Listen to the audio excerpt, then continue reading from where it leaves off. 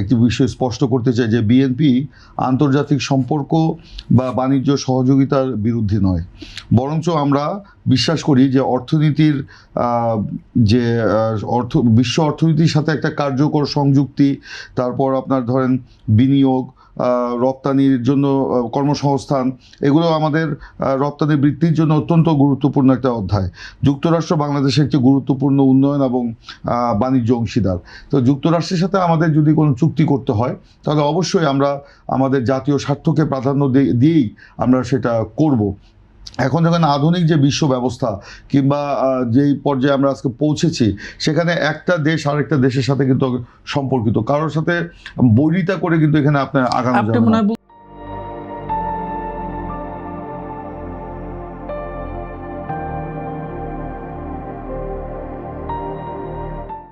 চাচ্ছেন যে এই চুক্তির ফলে যেসব সুবিধা বাংলাদেশ পেতে পারে, না আমি সেটাই বলছি যে এগুলো পর্যালোচনা করেই আমাদের চুক্তি করতে হবে। এখন ধরেন এই যে অন্তর্বর্তীকালীন সরকারের সময় যে বাণিজ্য চুক্তিটা করা হলো, যে মাত্র 3 দিন আগে যে চুক্তি হলো, এটা নিয়ে জনপরিসরে ধরেন অনেক প্রতিক্রিয়া আছে।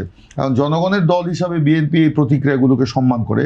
এখন যেহেতু আমরা সরকারে আছি, যেহেতু যুক্তরাষ্ট্র এক কথা বলা যায় যে বিশ্ব মোড়লের ভূমিকায় আজকে তারা অবতীর্ণ হয়েছে, এবং আমাদের মতো দেশগুলো আমরা বিভিন্ন ক্ষেত্রে যুক্তরাষ্ট্রের সহযোগিতা আমরা কামনা করি, এবং আমাদের যে তৈরি রপ্তানি মানে যেটাকে গার্মেন্টস সেক্টর বলি, এখানেও কিন্তু বিশাল একটা মার্কেট যুক্তরাষ্ট্রে আছে। তো সে কারণে ধরেন আমরা এই বাণিজ্য চুক্তি যেটা হয়েছিল, আমরা এটাকে আমরা বলেছিলাম যে নির্বাচনের পরে করার জন্য। আমার যতদূর মনে পড়ে যে জানুয়ারি মাসের 16 তারিখে সম্ভবত মার্কিন যিনি মানে বাণিজ্য বিষয়ক যিনি কি বলে ওনাকে সেক্রেটারি, তিনি বাংলাদেশের রাজনৈতিক দলগুলোর সাথে তারা মানে অনলাইনে তারা মিটিং করেছে।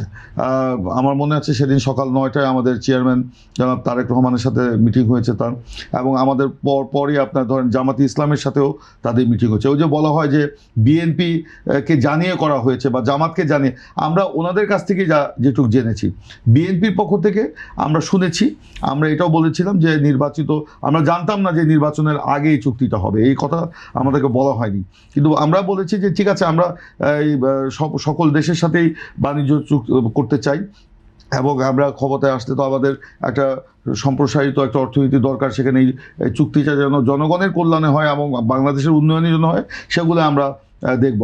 আমরা শুনেছি, এবং দেখবেন যে আমাদের দলের পক্ষ থেকে সেদিন যে আমাদের ভেরিফাইড ফেসবুক পেজে যে স্টেটমেন্ট দেওয়া হয়েছে, মনে করেন বাণিজ্য চুক্তিতে বাংলাদেশের স্বার্থ পুরোপুরি সংরক্ষিত। আমি আসছি একটা লাইনে, তো শেষ করে দিই। তো এখানে সেদিন যেটা বলা হয়েছিল আমরা কিন্তু শুনেছি, আমাদেরকে বলা হয়েছে, আমরা শুনেছি, আমরা কিন্তু কোনো কমিটমেন্ট করিনি। কিন্তু পক্ষান্তরে জামাতি ইসলামীর ফেসবুক পেজে সেদিনই যেই মিটিং সংক্রান্ত বক্তব্য, তারা এই চুক্তিকে স্বাগত জানিয়েছে, এবং তারা বলেছেন, জামাতি ইসলামের আমির বলেছেন যে, ওখানে লেখা আছে ফেসবুক পেজে, আমি সেদিন বের করে দেখেছি, বলেছে যে জামাতি ইসলামী 12 তারিখের নির্বাচনের পর ক্ষমতায় আসলে এই চুক্তিকে এগিয়ে নিয়ে যাবে, বাস্তবায়ন করবে। কিন্তু পরবর্তীতে তারা বলছে যে এই চুক্তি নিয়ে তাদেরকে কোনো কিছু অবহিত করে। তারা তো আগ বাড়িয়ে কথাগুলো বলেছে, আমরা কিন্তু সে কথাগুলো বলিনি। এমনকি এর আগে আমাদের দলের মহাসচিব বা নয়াপল্টনে মে দিবসের আগের বছর যেটা আলোচনায় দাঁড়িয়ে তিনি বলেছেন যে অন্তর্বর্তীকালীন সরকারের উচিত হবে না যে নির্বাচনের আগে কোনো দীর্ঘমেয়াদী কোনো দেশের সাথে দীর্ঘমেয়াদী কোনো চুক্তি করা বা গুরুত্বপূর্ণ চুক্তি করা, এই চুক্তিকে মানে উদ্দেশ্য করে কিন্তু বলা হয়েছিল। এবং পরবর্তীতে আমরা অন্তর্বর্তীকালীন সরকারের সাথে একাধিকবার যখন দেখা করতে গিয়েছে, আমরাও কিন্তু বারবার বলেছিলাম, কিন্তু পরবর্তীতে দেখলাম নির্বাচনের আগে তাড়াহুড়া করে এই চুক্তিটি করা হয়েছে, যেটা নিয়ে বড় জনপরিসরে আলোচনা যে এটা অসম হয়েছে, বাংলাদেশের স্বার্থ সংরক্ষণ হয় নাই।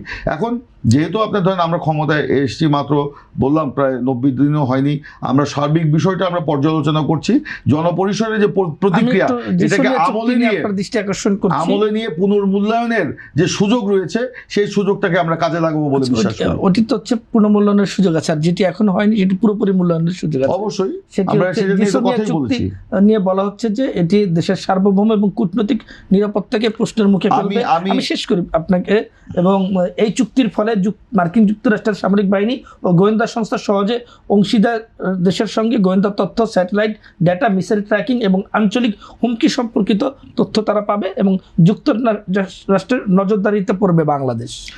বিষয়টি খুবই সংবেদনশীল এবং স্পর্শকাতর। বিষয়টি সম্পর্কে আমিও যে খুব একটা জানি তাও না, আমি পত্রপত্রিকায় দেখেছি, অনলাইনে দেখেছি, যে সেটার উপরেই বলছি।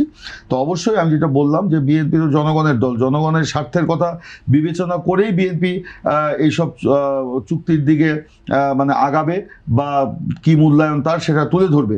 যেমন ধরেন এই যে গঙ্গা চুক্তির মেয়াদ কিন্তু শেষ হয়ে যাচ্ছে এবং আগামী ডিসেম্বরে কিন্তু এটা নিয়ে ভারতের সাথে আমাদের মানে বৈঠক হবে।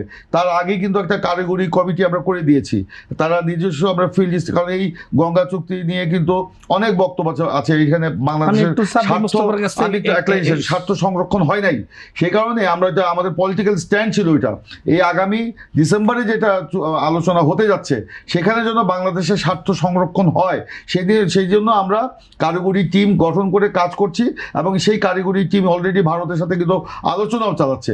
যেহেতু আমরা বিএনপি জনগণের কাছে কমিটমেন্ট করেছি, আমরা সেই জন্য এই কমিটমেন্টের অবস্থান থেকে কিন্তু আমরা এটা পুনর্মূল্যায়নের সুযোগ যখন আসছে আমরা ওইটা তৈরি করবো। অন্যান্য চুক্তির ব্যাপারেও আমরা একই পদ্ধতিতে আগাবো।